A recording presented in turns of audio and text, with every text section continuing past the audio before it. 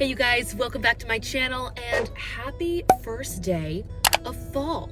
It is currently Friday, September 22nd, which means it's technically tomorrow, but I'm counting it as today, the first day of fall, the first day, honestly, that I'm seeing some leaves change. I'm currently out running some errands, and I wanted to sit down and have a quick impromptu chat with you guys about a change I have made in my schedule and the results that I'm seeing from it.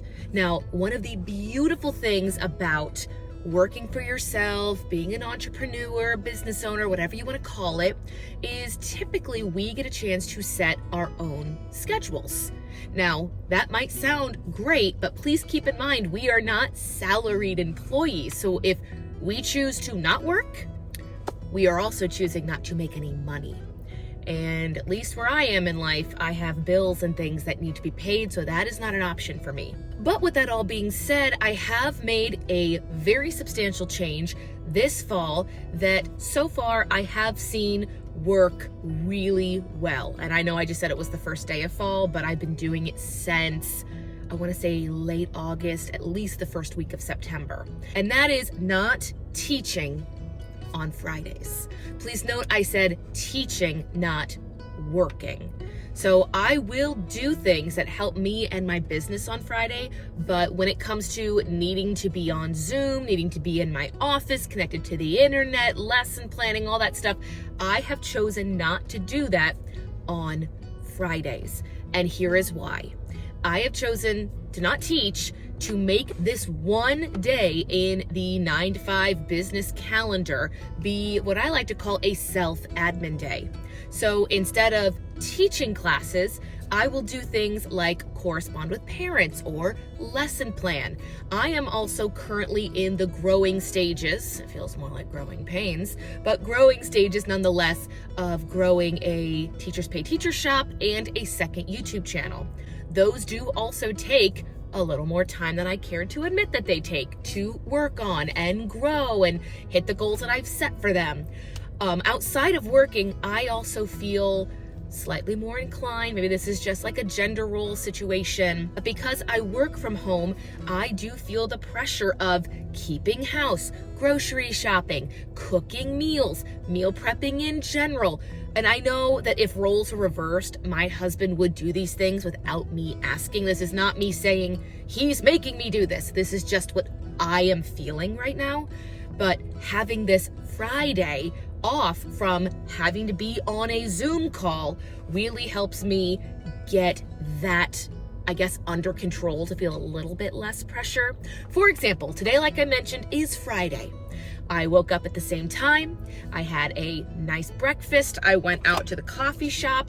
I got all my flex classes, which for anybody who does not do online teaching, flex classes are pre-recorded, so there is no live meetings, but they do take a little bit of time to set up, get correspondence with kids and parents taken care of. But I got all my flex classes scheduled for the rest of the year. I have, and I hope I don't jinx this by saying it out loud, I have had very unexpected success with Flex right now in the month of September. I don't know why that is. I don't know if it's part of OutSchool's plan, but I have had about 10 kids every single time I've had a Flex class enroll. And when I say enroll, I usually offer different classes, like 3 different days of the week. I'm not saying 10 per class, but for example, tomorrow I have 2 flex class options. One has 6 learners and one has 4. So I have seen that success. So of course I want to take the time to give those kids, you know, what they paid for, get all of their correspondence, all their class modules set up. And then outside of setting my flex classes, I also went through my email. I went and looked at my other YouTube channel. We are very, very close to hitting a huge financial milestone, which would open the doors to things I have been waiting to do on it. I'm gonna do a follow-up video probably on the same day talking about marketing and how I have been waiting to do this and how I've kind of learned it. And I come from an education and music background, not a marketing business background, but whole other topic probably for next week's video. And if you see me in the same sweater in the same car, no, you didn't. But got a lot of things done on that front, as well as editing YouTube videos, making my email list. And right now you can see I'm currently parked outside of Kohl's because I want to go in and check for a few things that I and my husband need, and this is the time I'm already outside the house that it would make sense to just do it. Needless to say, not teaching on Friday does have a lot of pros. It's letting me get ahead on things. It also lets me check off grocery shopping, which is something my husband and I would do together on Saturdays. We have this lovely little tradition where we wake up every Saturday, we do yard work together. He mows the lawn, I pull weeds and do mulching and whatever else needs to be done. Right now it's watering mums and planning to buy more mums. But then we go out and we get a coffee together, we run errands, and then we pick up Chipotle, drive home, and watch college football together on Saturday because that's what I like. And then we watch NFL football on Sunday because my husband because my husband is an avid Browns fan. If you ask him, he'll say a sad Browns fan, but a Browns fan nonetheless. But having grocery shopping checked off the list on Friday gives us more time to do other things on our Saturday errands. I really want to go and walk a nature trail, which we wouldn't have time to do if we had to go spend 40 minutes at the grocery store on a Saturday. So you can see there are pros to this. Now, with every pro, there are cons.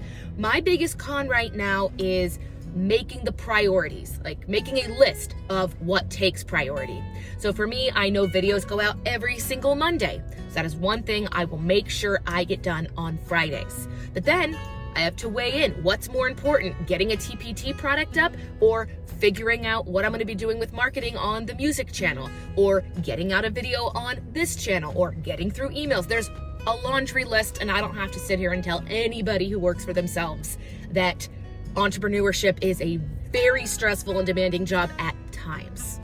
So for me, what I like to do is I will just make a list. I'll sit down like I did at the coffee shop. First thing, I sat down with a blank page in my notebook and I just wrote everything I wanted to get done. In a perfect world, what could I get done today that I would thank myself for tomorrow?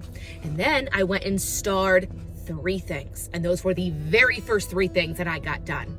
And ironically, those were the 3 things I got done today. Do I wish I had had time to do 1 or 2 more? Absolutely. But there are other things I want to get done, like errands and groceries. And I'm going to do a lunch pickup today. We were traveling the last few weekends, so we are still kind of catching up and getting back on track. I will be honest, I did not even check my fridge with what I have for lunch options. So I said, Kristen, you're doing really well in some of your side hustles. Go and pick up a lunch. It's gonna be great. Don't worry about it. And then I'll be going home later and I'll have the whole afternoon. I'm filming this at 11:30 a.m. I've already been out. I've been to the coffee shop and I still have 5 hours that I can work. I do, again, want to get errands done. I do want to walk on the treadmill. I want to, in the future, and I'm really nervous to do this, you guys, I want to start talking about mental and physical health of people, primarily, teachers who work from home.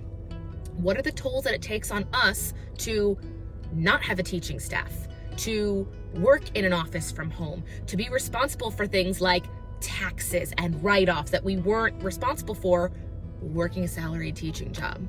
Let me know if that's of interest to you guys.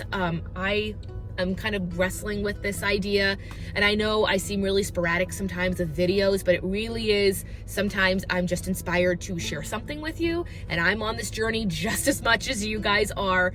So let me know your thoughts on that. But as a whole, not teaching on Fridays and taking it as a self-admin day has been very, very helpful. Now, will it always be helpful? I'm not sure. I have been lucky enough that my Monday through Thursday class schedules and enrollments have helped keep me on track financially where I need to be to continue to, pay our bills and our mortgage and insurance and all those fun adult things. But if there was ever a day where those class enrollments went away or they unenrolled or left, I would probably have to consider teaching on Fridays. But right now, I'm lucky enough that I don't have to. Quick question of the day. If you are also somebody who has a similar self-admin routine, let me know. I know a lot of teachers that don't work, half days, or they'll take Monday afternoon or Wednesday morning off. Let me know what works for you, what you do with that time, and how it has benefited you, whether it be personally or professionally. I'm always interested in hearing that.